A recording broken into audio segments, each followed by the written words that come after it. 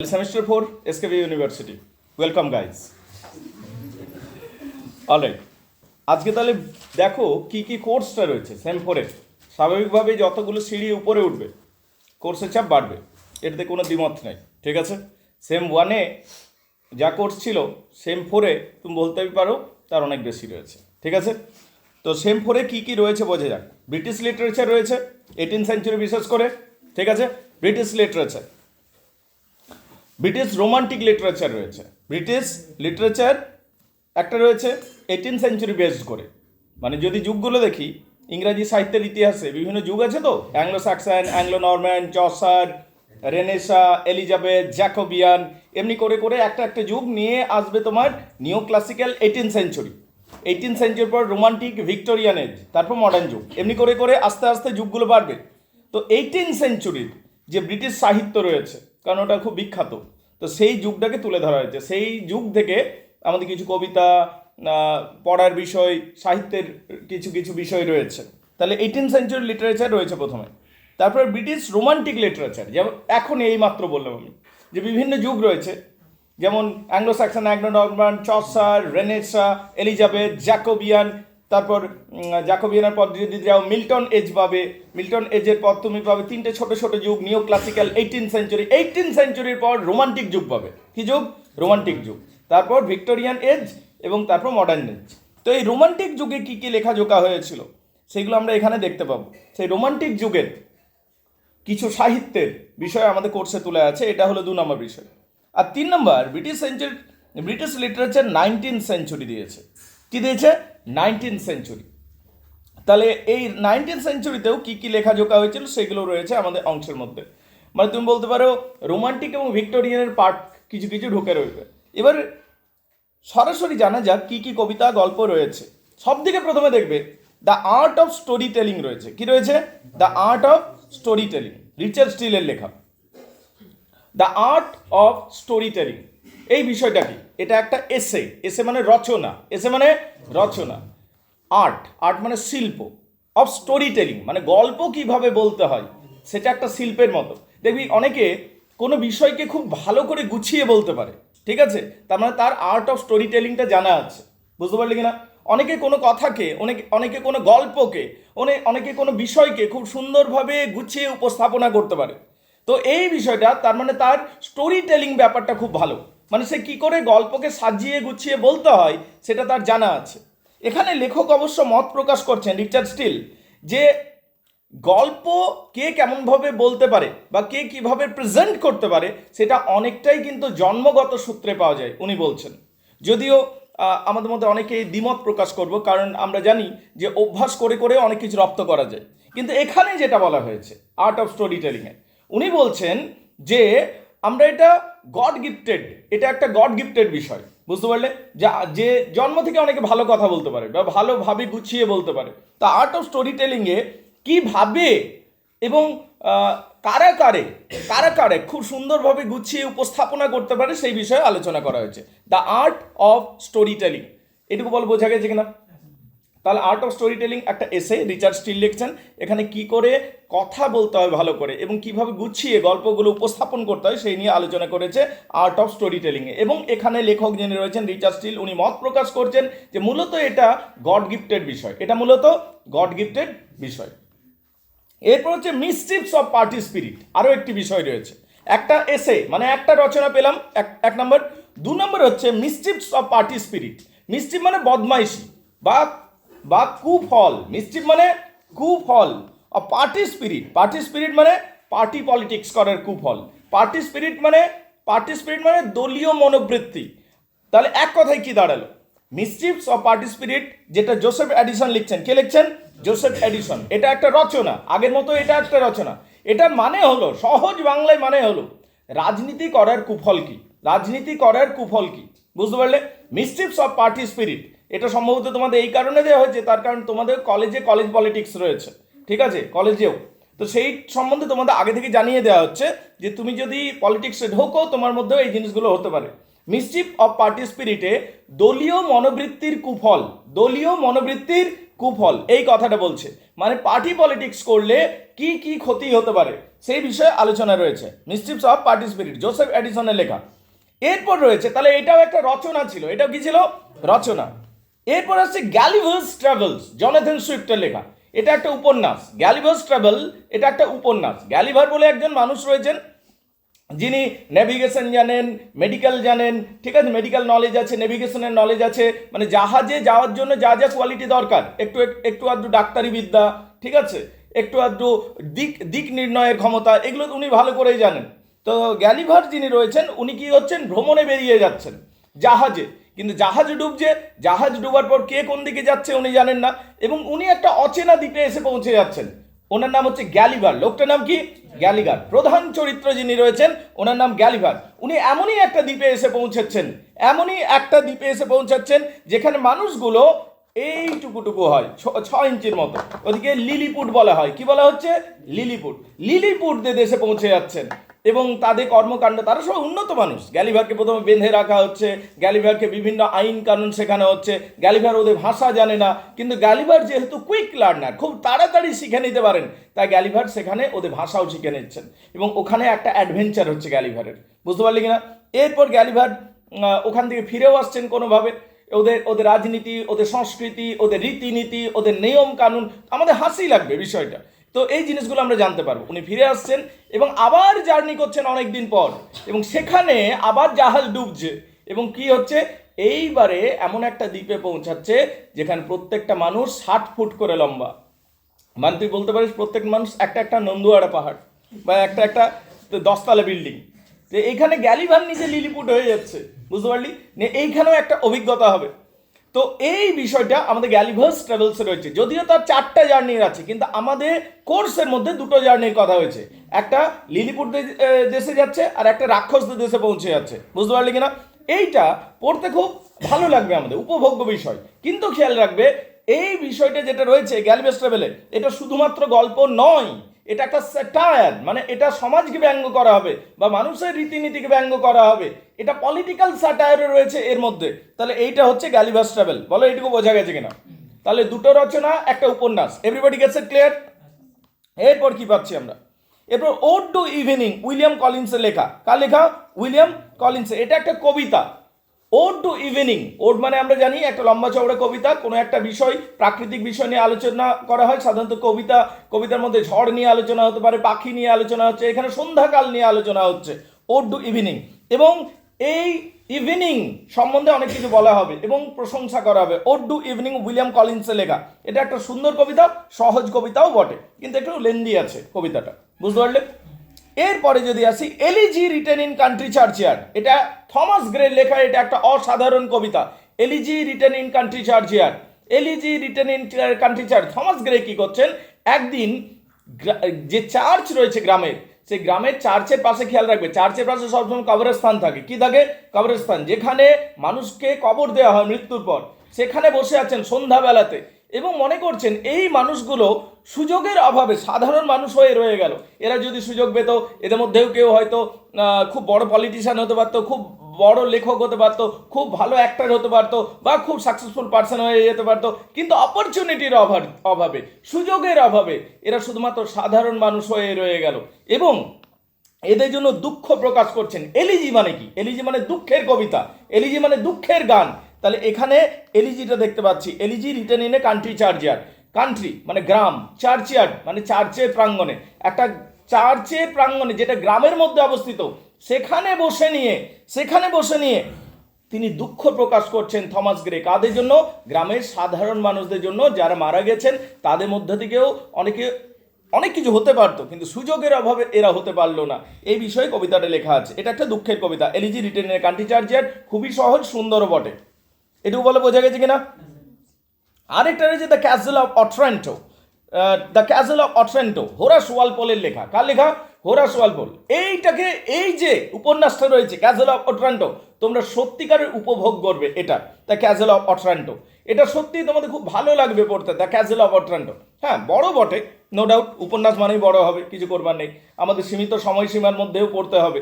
কিন্তু the castle of অট্রান্টের যে গল্পটা সেটা দারুণ গল্প বলতে পারিস। মানে কি, এটা গথিক নোভেলের ক্যাটাগরিতে পড়ে। গথিক নোভেলে কি হয়, ভূত থাকবে, গা ছমছম ভাব থাকবে, একটা রোমাঞ্চ থাকবে, ঠিক আছে। এবং এখানে রাজা রানীর গল্প, এখানে মেটিল্ডা বলে একটা হিরোইন রয়েছে, ঠিক আছে। এখানে তুমি নাইটলি ভ্যালিউসগুলো দেখতে পাবে, কিন্তু ভৌতিক বিষয়ও কিছু দেখতে পাবে। ক্লিয়ার না ক্লিয়ার নয়? Everybody gets it clear? সবাই বুঝতে পেরেছো? তাহলে এখানে আমরা দেখতে পাচ্ছি দ্য ক্যাসেল অফ অট্রেন্টো। কি দেখতে পাচ্ছি? The castle of Otranto. The castle of Otranto Horace ওয়ালপলে লেখা। এখানে একটা ভৌতিক গল্প দেখতে পাবে, গা ছমছম ভাব দেখতে পাবে, এবং এটা গথিক ক্যাটাগরির আন্ডারে পড়ে। যদিও গথিক গল্প এবং হরর স্টোরির মধ্যে পার্থক্য আছে, তবু যে কথাগুলো বললাম, যেমন গা ছমছম ভাব, ভূত দেখতে পাবি, রাক্ষস দেখতে পাবি, ঠিক আছে, ছায়া দেখতে পাবি, এই বিষয়গুলো, রহস্য দেখতে পাবি, এবং সুন্দর একটা লাভ স্টোরিও দেখতে পাবি এটার মধ্যে। ক্যাসেল অফ অট্রেন্টের মধ্যে আমরা দেখতে পাবো। বলো এটুকু বোঝা গেছে কিনা? তাহলে এই যে অংশগুলো পড়লাম, এটা একটা পেপার হলো। একটা পেপার সম্বন্ধে একটা রাফ আইডিয়া চলে এসছে। এটা হলো সিঙ্গেল পেপার এতক্ষণে। এবার দ্বিতীয় পেপারে আসি। অলরাইট? তাহলে এটা ছিল একটা পেপার গাইজ। হ্যাঁ,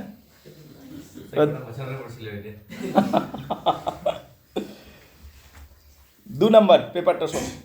দ্য চিমনি সুইপার, একটা ছোট্ট কবিতা, দ্য চিমনি সুইপার, উইলিয়াম ব্লেকের লেখা। এটা খুব সুন্দর কবিতাটি, যেহেতু খুব ছোট এবং জটিলও নয়। আজকেই পড়ে কমপ্লিট করবে এটা, দ্য চিমনি সুইপার, আজকেই হয়ে যাবে কমপ্লিট। অলরাইট? হান্টিং সং। তাহলে চিমনি সুইপার কি? একটা বাচ্চা ছেলেকে ছোটবেলা থেকে কাজে ঢুকিয়ে দেওয়া হয়েছে, যা কাজ কর। কি করতে হতো? আগেকার দিনে চিমনি থাকতো, ইন্ডাস্ট্রিয়াল রেভলিউশনের সময় বড় বড় সব চিমনি। এবার চিমনির উপর দিকটাতে, মানে চিমনিতে কি হয়, প্রত্যেকদিন ধোঁয়া বার হয়, আর ধোঁয়া বার হলে ঝুল হবে। কি হবে? ঝুল। এবার ঝুলটা পরিষ্কার করা খুব কঠিন ছিল। আজকের মতো তো এত সেই যুগে সাইন্টিফিক্যালি ডেভেলপ ছিল না, তো ম্যানুয়ালি মানুষকে উঠতে হতো এবং সেটাকে পরিষ্কার করতে হতো। তো মানুষের, মানে বড় মানুষ, প্রাপ্তবয়স্ক মানুষের দেহের আকৃতি বড় হয়ে যায়, তো তারা উপরের অংশটাতে উঠতে পারে না। বাচ্চারা ছোট হয়, তো তাদেরকে ওঠানো হতো সেইটা পরিষ্কার করার জন্য। অনেক সময় পড়ে গিয়ে মৃত্যু হতো, অনেক অ্যাক্সিডেন্টাল ডেথ হয়েছে। তো এই বিষয়, এবং কি অনেক সময় সাফোকেশন হতো, যখন তুই ঝুল ঝাড়ছিস অনেক ডাস্ট উঠতে থাকে, ধুলা উঠতে থাকে, এবং সেটাতে দম বন্ধ হয়ে অনেক শিশু মারা গেছিল। তো এই যে চিমনি সুইপার, এখানে দেখতে পাবো একটা চিমনি সুইপার হচ্ছে, একটা বাচ্চা রয়েছে, সে নতুন চিমনি সুইপিং করতে এসছে, সে কাঁদছে, বুঝতে পারলে, এবং তাকে তার বন্ধুরা সান্ত্বনা দিচ্ছে, এবং সে একটা স্বপ্ন দেখছে যেখানে মনে হচ্ছে যে তার সুদিন ফিরে আসবে, গড তাকে তাকে ভালো রাখবে, ইত্যাদি ইত্যাদি। এইরকম চিমনি সুইপারের দুটো পোর্শন রয়েছে। একটা হচ্ছে ও যখন চাইল্ড আছে, ছোট আছে, তখন সে কিভাবে দেখছে পুরো বিষয়টাকে, আর যখন সে বড় হয়ে যাচ্ছে তখন একটা তার ক্ষোভ, রাগ, একটা কমপ্লেন আসছে যে why my parents did it to me, যে আমাকে ছোটবেলাতে কেন স্কুলে ভর্তি না করে চিমনি সুইপিং এর কাছে কেন পাঠিয়ে দিল। একটা কমপ্লেনিং টোন দেখতে পাবো দ্বিতীয় পার্টটাতে। তাহলে এটা হলো চিমনি সুইপার, উইলিয়াম ব্লেকের লেখা। বলো এটুকু বোঝা গেছে কিনা? Everybody gets it clear? তারপরে হান্টিং সং। এরপরে কি দেখতে পাচ্ছি? Hunting song. কি দেখতে পাচ্ছি? কবিতার নাম হান্টিং সং। মানে হান্টিং সং মানে কি? শিকারের গান। হান্টিং সং মানে কি? শিকারের গান। এখানে আমরা দেখতে পাবো এখানে আমরা ওয়াল্টার স্কটকে দেখতে পাবো, স্যার ওয়াল্টার স্কট। উনি শিকার করতে যেতেন, এবং শিকার করতে যেতেন বলে শিকারী মানুষদের সেন্টিমেন্টটা খুব ভালো করে বুঝতেন, বুঝতে পারলে? Sir Walter Scott. সেই শিকার যাওয়া কীরকম জানিস? পিকনিক যাওয়ার মতো। ভোরে ভোরে ওঠো, রেডি হও, হরিণ ধরতে যাবো, মোটামুটি 12-15 জনের একটা গ্রুপ থাকবে, ঘোড়ায় চড়ে যাবো। বিকাশ যাবি নাকি শিকার করতে? ওকে, কুকুর ছাড়া কিছু পাবি না, ঠিক আছে। ওকে, বিড়ালও পেতে পারিস একটা দুটো, বন বিড়াল, ঠিক আছে। খরগোশ, ওকে, ভেরি গুড ভেরি গুড। খরগোশ ধরতে পারবি না, ওকে, যাই হোক। তো এখানে শিকারের সেন্টিমেন্ট পাবো, শিকারের গান রয়েছে হান্টিং সঙ্গে। হান্টিং সং, শিকারীরা প্রস্তুত হচ্ছে এবং শিকারীরা হাঁক ডাক দিচ্ছে, এসো প্রস্তুত হও, শিকারের জন্য যাব। তো সেই সেন্টিমেন্টটা আমরা এখানে দেখতে পাবো হান্টিং। ছোট্ট কবিতা, খুব সুন্দর কবিতা। অলরাইট? এরপর হচ্ছে টিনটান অ্যাবে। টিনটান অ্যাবে উইলিয়াম ওয়ার্ডসওয়ার্থের লেখা। এটা একটা লম্বা চৌড়া কবিতা, টিনটান অ্যাবে। এখানে টিনটান অ্যাবে থেকে দেখতে পাবো উইলিয়াম ওয়ার্ডসওয়ার্থ প্রথমবার একটা সুন্দর জায়গাতে যাচ্ছেন, সেইটা দেখে উনি আশ্চর্য হয়ে যাচ্ছেন, এত সুন্দর, শিশুর মতো দৌড়ে বেড়াচ্ছেন, ছুটে বেড়াচ্ছেন, এবং অনেক ভালো লাগছে। কিন্তু দ্বিতীয়বার যখন যাচ্ছেন সেখানে, সেই জায়গাটা ততটা ভালো লাগছে না। তুই যখন ফার্স্ট টাইম আইসক্রিম গেলি, আমাদের মিস্টার হাসদা, আপনি যখন আইসক্রিম গেলেন প্রথমবার, ঠিক আছে, তখন বিরাটই ভালো লাগলো, ঠিক আছে। কিন্তু যখন দ্বিতীয়বার আইসক্রিমটা খাচ্ছিস, তখন দেখছি কেমন লাগছে রে, রাইট, এমনি মনে হচ্ছে এইরকম ব্যাপারটা, বুঝতে পারলে? তো এখানে একটা জায়গার প্রশংসা রয়েছে এবং সেকেন্ড টাইম এক্সপিরিয়েন্সটা দেওয়া আছে। দেখো ফার্স্ট টাইম তুই কোথাও গেলি, ওটা হয়তো খুবই ভালো লাগতে পারে, সেকেন্ড টাইম চার্মটা একটু কমে যায় অনেক সময়, তার কারণ ওই নতুনত্ব ব্যাপারটা থাকে না, তো এক্সপেক্টেড জিনিসগুলোই তো দেখতে পাস, তাই না? তো এখানেও সেই জিনিসটা আমরা দেখতে পাবো টিনটা নামে, যদিও আরও অনেক বিষয় ব্যাখ্যা করার আছে। এরপরে আমরা দেখতে পাচ্ছি তাহলে টিনটা নামে একটা লম্বা চৌড়া কবিতা, কিন্তু এরপর দেখবো কুবলা খান, এসটি কোলরিজের লেখা। কুবলা খান, এই কুবলা খান শুনছিস? ঠিক, কুবলা খানকে শোন। কুবলা খান একজন সম্রাট ছিলেন, একজন বিশাল সম্রাট ছিলেন, বুঝতে পারলে? কুবলা খানের যে দাদু ছিল, ঠিক আছে, ওর নাম চেঙ্গিস খান। ঠিক আছে, না চেঙ্গিস খানই হাসিস না, পৃথিবীর সব থেকে বড় সম্রাট ছিল চেঙ্গিস খান, পৃথিবীর সব থেকে বড় সম্রাট। আমরা বলি না না আলেকজান্ডার দ্য গ্রেট ছিল বা রোমান সম্রাট ছিলেন, কোনো রোমান সম্রাট ছিল না বা আলেকজান্ডার দ্য গ্রেট ছিল না, পৃথিবীর সব থেকে বড় সম্রাট ছিল চেঙ্গিস খান, বুঝতে পারলে? মঙ্গোলিয়ার দেখবে ওদের ন্যাশনাল লিডারের মতো ওরা প্রেজ করে, প্রশংসা করে, ওর মূর্তি আছে বিরাট, চেঙ্গিস খান। চেঙ্গিস খানকে অনেক ক্রুয়েলও বলা হতো, নিষ্ঠুরও ছিল, ঠিক আছে? তো সেই চেঙ্গিস খানই বংশধর হলো কুবলা খান, বুঝতে পারলে? তো এই কবিতাটা কুবলা খান নিয়ে, কুবলা খান নিয়ে, এই কবিতাটা কি নিয়ে? কুবলা খান। এখন কুবলা খান যে রয়েছে, তুই যখন ভাবছিস, ধর আমি একটা কবিতা লিখলাম, ঠিক আছে, সেই কবিতাটার নাম দিলাম, একটা কবিতা লিখলাম ধর, সেই কবিতাটার নাম দিলাম বর্ষা, ঠিক আছে? তো তার মানে এক্সপেক্ট করছিস যে কবিতার মধ্যে বর্ষার কথা থাকবে, কিন্তু না, বর্ষার ঘর নিয়ে লেখা আছে শুধু। তো এখানে কুবলা খানে ওইটাই, এইটাই সব থেকে বড় আশ্চর্যের বিষয় যে কুবলা খান নিয়ে কম থাকবে, তার মহল নিয়ে বেশি থাকবে এবং তার গার্ডেন বা পুরো বাগানটা নিয়ে বেশি গল্প থাকবে। তাহলে কুবলা খানের সবচেয়ে আশ্চর্য বিষয় কি, রানা বলবি? কুবলা খান কবিতার সব থেকে আশ্চর্য বিষয় কি? কি বলছিস? 1000টা রানী আছে নাকি বলছিস? হ্যাঁ ছিল, অমনি ছিল, অনেকগুলো রানী ছিল, ঠিক আছে। কুবলা খানের সবচেয়ে আশ্চর্য বিষয় হচ্ছে যে কবিতাতে এসটি কোলরিজ যেটা লিখেছেন সেটা কুবলা খানিয়ে লেখেনই, উনি ওনার ঘর, রাজপ্রাসাদ, রাজমহল, তোর যে গার্ডেন, রিভার, একটা বিশাল 10 মাইল জুড়ে একটা রাজমহল, 10 মাইল জুড়ে রাজমহলটা তুই ভাব, যেটার মধ্যে নদী আছে, বাগান আছে, পাহাড় আছে, জঙ্গল আছে, খাদ আছে এবং বিশাল সুন্দর মহল আছে, সেই মহলটার বর্ণনা। তাহলে অ্যাকচুয়াল নামটা এটা হওয়া উচিত ছিল দ্য প্যালেস অফ কুবলা খান হওয়া উচিত ছিল, কিন্তু নাম দিয়েছেন কবি। এবার ব্যাস তুই মেনে নে, কবি যদি এটাকে বলতো, এটাকে যদি আনারকালি বলতো, তাই মানতাম আমরা এবং জাস্টিফাই করে দেখাতাম যে হ্যাঁ ঠিকই আছে, অলরাইট। মানে অমনিই তো হয়, কবিকে যাই দেখো জাস্টিফাই করে দেখাতাম, হ্যাঁ না, না ঠিক। তারপরে দেখ, হ্যাঁ নাম্বারটাও নালে দিবে না নাকি? তারপরে হচ্ছে ওড টু ওয়েস্ট উইন্ড, কবিতার নাম কি রে? Ode to west wind. এবার ওড টু ওয়েস্ট উইন্ড কি? ঝড়। ওয়েস্ট উইন্ড হলো একটা ঝড়, আর ওড মানে হলো একটা লম্বা চৌড়া কবিতা, প্রকৃতির কোনো বিষয় কিনে। একটু আগে ওড টু ইভিনিং বললাম আমি, তো এটা ওড টু ইভিনিং নয়, ওড টু ওয়েস্ট উইন্ড। একটা ঝড়কে কেন্দ্র করে একটা কবিতা লেখা হবে, সেই ঝড়ের প্রশংসা দেখতে পাবো। Ode to west wind PB Shelley লিখছেন। কে লিখছেন? PB Shelley. এই কবিতাতে কি দেখতে পাবো? এই কবিতাতে দেখতে পাবো পিবি শেলি কিছুটা ডিপ্রেশনের ভুগছেন বা ডিসঅ্যাপয়েন্টেড হয়ে গেছেন because of his personal life tragedy. তার পার্সোনাল লাইফে কিছু ট্র্যাজেডি এসছে, সেই জন্য সে ডিপ্রেস, সে ভাবছে তার ক্রিয়েটিভিটি লুজ হয়ে গেছে, নষ্ট হয়ে গেছে, তার স্ত্রী তাকে ছেড়ে চলে গেছে, তার শিশু রিসেন্টলি মারা গেছে পিবি শেলির, ঠিক আছে। ওনার জীবনে মনে হচ্ছে যে আমার ক্রিয়েটিভিটি নষ্ট হয়ে যাচ্ছে। তখন তিনি একটা নদীর ধারে ঘুরতে গেছিলেন, একটা জঙ্গলে, তখন একটা ঝড় উঠছিল, সেই ঝড়ে পুরো সমস্ত গাছ পাতাগুলোকে উড়িয়ে নিয়ে আসছে। তখন পিবি শেলি সেই ঝড়কে প্রার্থনা করছে ঝড়ের সামনে যে আমাকেও তোমার মতো শক্তিশালী বানিয়ে দাও, তোমার মতো ক্রিয়েটিভ বানিয়ে দাও, তাহলে আমি পুরনো চিন্তা ভাবনাগুলো ছুঁড়ে ফেলবো এবং নতুন বিষয়কে নিয়ে আসতে পারবো, তোমার শক্তি আমার মধ্যে কিছুটা সঞ্চার করো। এইভাবে পিবি শেলি দ্য ওয়েস্ট উইন্ডের কাছে প্রার্থনা করছে, ode to the west wind. বলো, বুঝতে পারলে কিনা? Everybody gets it clear? এরপরে হচ্ছে ode to the west wind হলো আরেকটা কবিতা রয়েছে, শোন। Ode to the west wind হয়ে গেছে, আরেকটা কবিতা রয়েছে ওজামেন্ডিয়াস। ওজামেন্ডিয়াস একটা বিরাটই কবিতা, দারুণ কবিতা, ছোট্ট কবিতা, পড়ে ভালো লাগবে। ওজামেন্ডাস। ওজামেন্ডাস কি কবিতা জানিস? ওজামেন্ডাস হলো একজন বিরাট সম্রাট ছিল, রামেসেস দ্য সেকেন্ড, মিশরের সম্রাট ছিল এবং সে নিজের একটা বিশাল স্ট্যাচু বানিয়েছিল।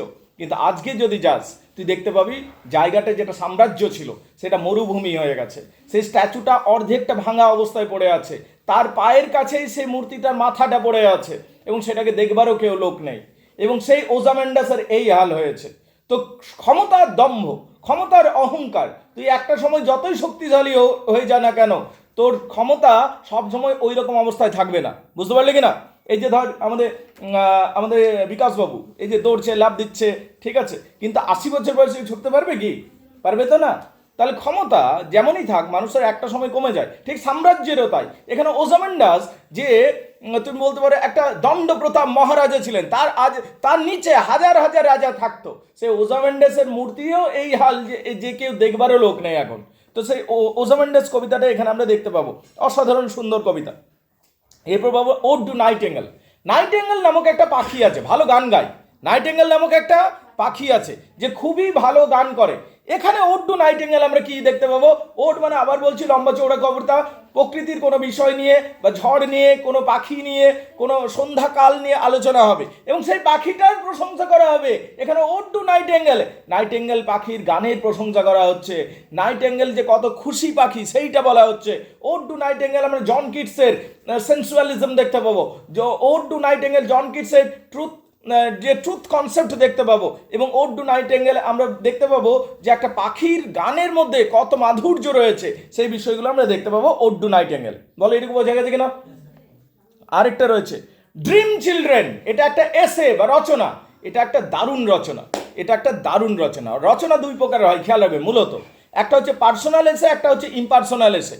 পার্সোনাল এসে মানে আমি আমি আমি আমি করে লিখবো, আমি যাই, আমার ঠাকুমা ছিল, আমার ঠাকুমা খুব ভালো ছিল, এমনি এমনি করে যদি একটা রচনা লিখিস, ঠিক আছে, তাহলে এটা হলো পার্সোনাল।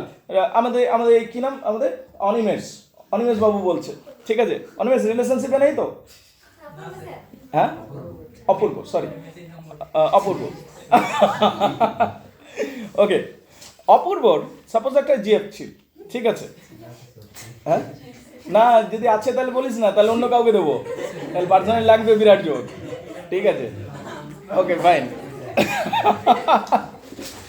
ঠিক আছে, ধর অপূর্বর একটা জিএফ ছিল, তারপরে এখন এক্স হয়ে গেছে, ঠিক আছে, নিয়ে অপূর্ব ভাবছে, শোন না, ভাবছে বসে বসে চেয়ারে যে আমাদের একটা ছেলে হলো, একটা মেয়ে হলো, গল্প করছি, ঠিক আছে। তো এই যে জিনিসগুলো ভাবছে অপূর্ব, তো এই যে শেষেও রিয়েলাইজ করছে যে এমনি কিছু ঘটেই নি আসলে, ঠিক আছে, and the girl is married to someone else, অথচ এমনি আমি করে দুপাতা রচনা লিখে দিল, ঠিক আছে। তো সেইটাই হলো ড্রিম চিলড্রেন, বুঝতে পারলি কিনা? সেই জন্য আমি জিজ্ঞেস করলাম প্রথমেই, ঠিক আছে, you get it, everybody gets it, clear? আছে তো বলবি হ্যাঁ, নাহলে না, ঠিক আছে, ওকে ফাইন। ড্রিম চিলড্রেন তাহলে বুঝতে পারলি, ড্রিম চিলড্রেন, স্বপ্নের শিশুরা, স্বপ্নের শিশুরা। রনিত ভাবছে বসে আছি, আমার মেয়েটা ছুটে এলো, আমার ছেলেটা ছুটে এলো, ঠিক আছে, তারপর আমি ওদের সাথে খেলছি, ওদিকে গল্প করছি, আমার ঠাকুমার গল্প করছি, ঠাকুমা বিশাল ঘরে থাকতো সেইটা বলছি, ঠিক আছে, নিয়ে এমনি বলতে বলতে দেখলাম যে মেয়েটা এবং ছেলেটা একটু একটু ঝগড়া করছে, আমি ওদিকে বকলাম, নিয়ে আবার গল্প বললাম, নিয়ে হঠাৎ করে আমার ঘুম ভেঙে গেল, দেখলাম ওরা কেউই নেই, ঠিক আছে।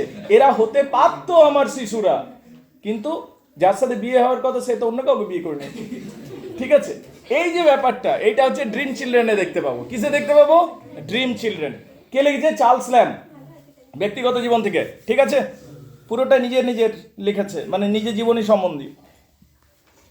আচ্ছা, ড্রিম চিলড্রেন ক্লিয়ার, চার্লস ল্যাম্বের লেখা। আরেকটা রয়েছে ওল্ড চায়না, চার্লস ল্যাম্বেরই লেখা, পার্সোনাল এসে।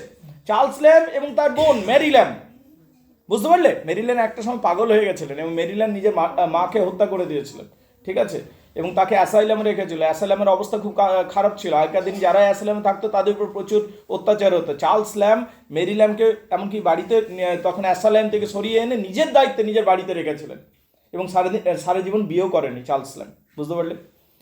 যদিও একটা হিরোইন চার্লস ল্যাম্বকে একটা সময় অফার দিয়েছিল, বাট ইউনো বললো না বিয়ে করবো না আমি, এইটা বলেছিল চার্লস ল্যাম্ব। ভালো লোক ছিল নাকি? ঠিক, খুব ভালো নাকি? আচ্ছা, ইস্ট ইন্ডিয়া কোম্পানিতে কাজ করতো, বাই দ্য ওয়ে, ওইটা একটা গন্ডগোল বিষয় যে ইস্ট ইন্ডিয়া কোম্পানি আমাদের উপর আমাদেরকে এসে গোলাম বানিয়ে রেখেছিল 200 বছর, তাই না?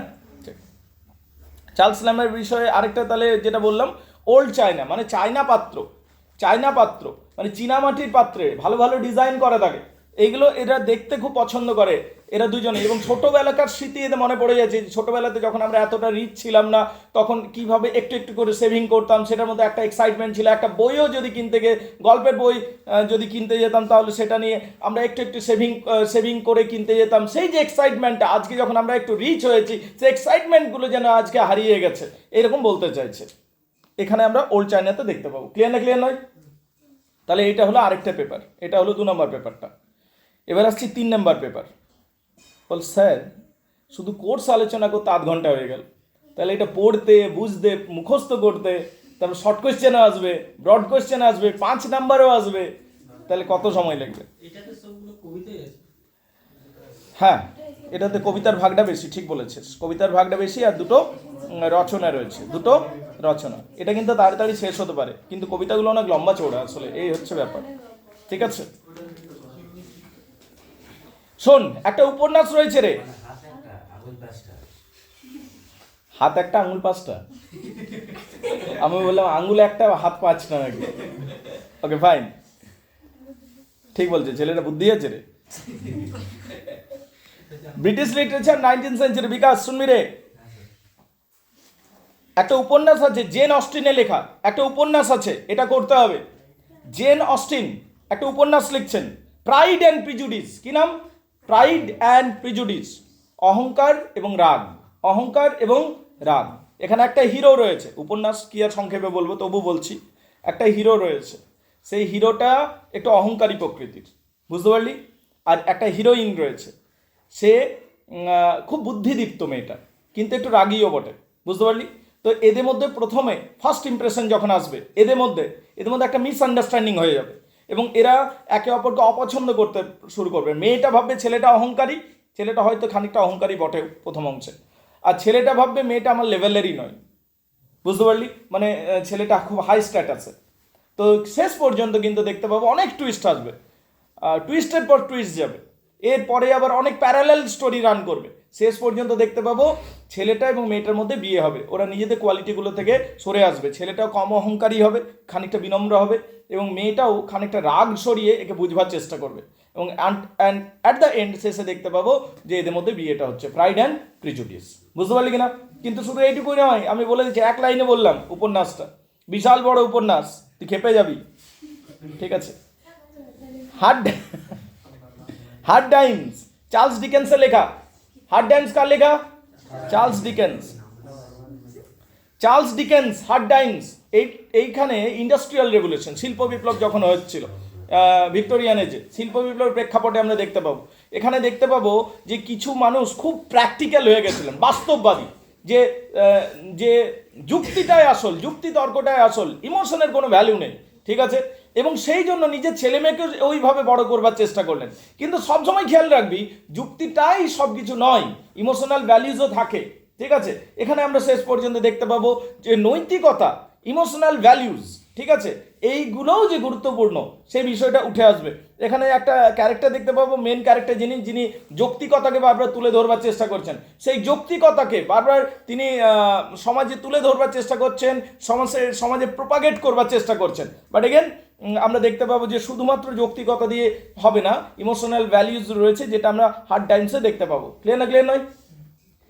এবারে return of the native, Thomas হার্ডির লেখা রিটার্ন অফ দ্য নেটিভ, এইটাও আরও একটি উপন্যাস। তাহলে উপন্যাস তো 3টা পেয়ে গেলাম। উপন্যাস মানেই তো বুঝতে পারছিস দ্য গাইডের মতো বড় বড় বই হয়ে যাবে। ঠিক আছে, গাইড তো এনজয়েবল ছিল। ঠিক আছে, তো এগুলো অনেক বড়। দ্য প্রাইড অ্যান্ড প্রিজুডিস একটা উপন্যাস, হার্ড টাইমস আরও একটা উপন্যাস, the return of the native, আরও একটি উপন্যাস। ঠিক আছে, রিটার্ন অফ দ্য নেটিভে কি দেখতে পাবো? একটা ছেলে বিদেশ গেছিল, বিদেশে চাকরি করে। ঠিক আছে, তারপর সে নিজের গ্রামে ফিরে আসছে, সে চাকরি ছেড়ে দেবো বলছে, এবং বলছে আমি গ্রামে স্কুল খুলবো। ধর ইমতিয়াজ, ঠিক আছে, দুবাইয়ের একটা বড় ডায়মন্ড ফ্যাক্টরিতে কাজ করে ম্যানেজার হয়ে গেছে, এবং ওখানে তার বিশাল টাকা পয়সা। কিন্তু ইমতিয়াজ যখন ঘরে আসছে, ঘরে এসে বলছে না, আমি আর বিদেশে যাবো না চাকরি করতে। কেন? আমি এখানে একটা স্কুল খুলবো, নিয়ে গ্রামের ছেলেদিকে পড়াবো। ঠিক আছে, এইটা তো এইটাকে ওকে সাপোর্ট করছে না বাড়ি থেকে, যে why will you do this, এটা তো দিস ইজ ইডিওসি, এটা বোকামি। আসলে সেইটা ব্যাপার নয়, সেইটাও ব্যাপার বটে, কিন্তু ওর গ্রামে একটা বিরাটে মেয়ে আছে। ঠিক আছে, ইমতিয়াজ হয়ে গেছে পছন্দ। ঠিক আছে, তো সেই জন্য ইমতিয়াজ আর যাবে না, বুঝতে পারলি?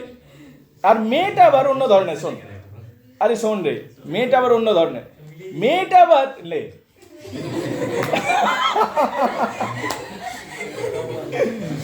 মেয়েটা আবার বিয়ে করতে চাইছে কেন, যে আমি প্যারিস যাব বলে, বুঝতে পারলি? আর এ বলছে না এবার সেটেল হবো, রাইট, গ্রামেই থাকবো। তো মেয়েটা ওইভাবে একে বিয়ে করছে, আর ছেলে এখানে সেটেল হবো ঠিক করে নিয়েছে। তো শেষ পর্যন্ত বিয়ে তো হয়ে যাচ্ছে, কিন্তু দেখতে পাবি যে মেয়েটার একটা যে এক্সপেকটেশন ছিল, কি এক্সপেকটেশন ছিল, যে প্যারিস যাব, সেটা ফুলফিল হচ্ছে না, সেই নিয়ে বিভিন্ন ঝামেলা হবে। তো রিটার্ন অফ দ্য নেটিভ, এখানে এই সমস্ত জিনিসটা দেখতে পাবো। ক্লিয়ার না ক্লিয়ার নয়? বুঝতে পেরে গেছো? তারপরে ইউলিসিস বলে একটা কবিতা রয়েছে, কবিতার নাম হচ্ছে ইউলিসিস। দ্য ইলিয়াড যখন পড়েছিলাম তখন অনেকগুলো বীর চরিত্র পেয়েছিলাম গ্রিসের তরফ থেকে। তার মধ্যে একজন ছিল অ্যাকিলেসের প্রিয় বন্ধুর নাম ছিল ওডিসিয়াস। যে ওডিসিয়াস সেই হলো ইউলিসিস। ইউলিসিস নিয়ে লেখা একটা লম্বা চৌড়া কবিতা। এটা একটা ড্রামাটিক মনোলগ ক্যাটাগরির, এটা একটা নতুন ধরনের কবিতা পাবি, ড্রামাটিক মনোলগ ক্যাটাগরি, ভালো, এনজয়েবল, খুব মজাও লাগবে পড়তে। এরপর মাই লাস্ট ডাচেস, পরের কবিতাটির নাম হচ্ছে মাই লাস্ট ডাচেস। এটাও একটা ড্রামাটিক মনোলগ, মাই লাস্ট ডাচেস, ড্রামাটিক মনোলগ। মাই লাস্ট ডাচেস কি রে? Dramatic monologue. এখানে কি শোন, বিকাশ হলো একটা জমিদার, প্রথম স্ত্রীকে মেরে দিয়েছে ও, ঠিক আছে? এইবারে দ্বিতীয় স্ত্রীর খোঁজ করছে, মানে 2 নম্বর বিয়েটা করবে বিকাশ।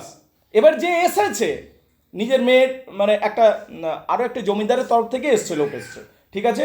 ও চাই যে বিকাশ বাবু, যে জমিদার মহাশয় রয়েছে, ওর সাথে যেন ওই সেই নতুন জমিদারের মেয়ের বিয়ে হয়ে যায়, ঠিক আছে? কিন্তু বিকাশ এবার বলছে টেকনিক্যালি যে আমি কেন মেরেছি আগের স্ত্রীটাকে, কেন মেরেছি, তার কারণ গাইডলাইন দিচ্ছে নেবে, যেন ওই ভুলগুলো না করে, ঠিক আছে? নেক্সট যে রয়েছে সেই যেন ভুলগুলো না করে, তার গাইডলাইনটা দিচ্ছে। কি গাইডলাইন? বলছে আগের যে স্ত্রী ছিল সে বিরাটই ভালো ছিল, সব দিক থেকে ভালো ছিল, কিন্তু যে যেত কেউ যদি তাকে একটু কথা বলতো তাকে স্মাইল দিয়ে কথা বলে দিত, ঠিক আছে? এবং আমিও যখন কথা বলতাম আমাকেও স্মাইল দিয়ে কথা বলতো। তাহলে আমিও কি সারুর মতো, আমিও কি 5 জনের মতন একজন? মানে আমি কোথায় স্পেশাল হলাম? বলছি কেউ যদি গিফট দিত তাকেও থ্যাংক ইউ বলতো, আর আমিও যখন একটা দামি আংটি দিতাম আমাকেও থ্যাংক ইউ বলতো, মানে একই ট্রিটমেন্ট দিয়ে দিত। আমি কি একই? ঠিক আছে, এই যে এটা ওর মানে একটা পজিটিভনেস থাকে, এটা ওভার পজিটিভনেস, জ্যালেসি দেখতে পাবো ক্যারেক্টারটার মধ্যে। এবং সেই জন্য আমার সহ্য হচ্ছিল না যে ও সবাইকে থ্যাংক ইউ বলছে, সবাইকে হেসে কথা বলছে, এবং সেই জন্য আমার মনে হলো সব হাসিগুলো বন্ধ করে দিতে হবে একদিন, ঠিক আছে? And then he kills the character, বুঝতে পারলি কিনা? তো এইরকম একটা অড ক্যারেক্টার দেখতে পাবো, কি ডিউকের চরিত্রটা, জমিদারের চরিত্রটা যেন গাইডলাইন দেওয়ার চেষ্টা করছে যে নেক্সট যাকে বিয়ে করবে তাকে, বুঝতে পারলি কিনা? এটা হচ্ছে মাই লাস্ট ডাচেস, বুঝতে পারলি? ম্যাথিউ আর্নল্ড, আরেকটা কবিতা দেখতে পাবো, এটা একটা কবিতা ম্যাথিউ আর্নল্ডের ডোভার বিচ। ম্যাথিউ আর্নল্ড লিখছেন, কবি, ডোভার বিচ, কবিতার নাম হচ্ছে ডোভার বিচ।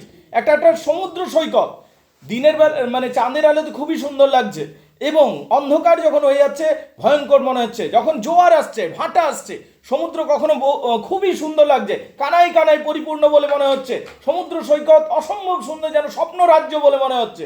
কিন্তু যখন যখন ঢেউটা পিছন দিকে চলে যাচ্ছে তখন নোংরা আবর্জনা পড়ে থাকছে। বলছে এইটাই হলো বিশ্বাস আর বিশ্বাস না থাকার মধ্যে পার্থক্য। যে মানুষের জীবনে বিশ্বাস থাকে তাহলে সব কিছু সুন্দর বলে মনে হবে, আর মানুষের জীবনে যদি বিশ্বাসটাই না থাকে এবং সেক্ষেত্রে সব কিছু কুৎসিত এবং নোংরা বলে মনে হবে। তো এখানে আমরা ম্যাথিউ আর্নল্ডের কবিতার মধ্যে এটা একটা দর্শন পাই, যে জীবন দর্শনও পাই বলতে পারিস, যে এখানে যে ফেথ কত গুরুত্বপূর্ণ জীবনে, এই বিষয়গুলো দেখতে পাবো। So this is our course semester 4 SKBU university. এটা হলো কোর্সটা, বলো বুঝতে পেরেছো কিনা কোর্সটা?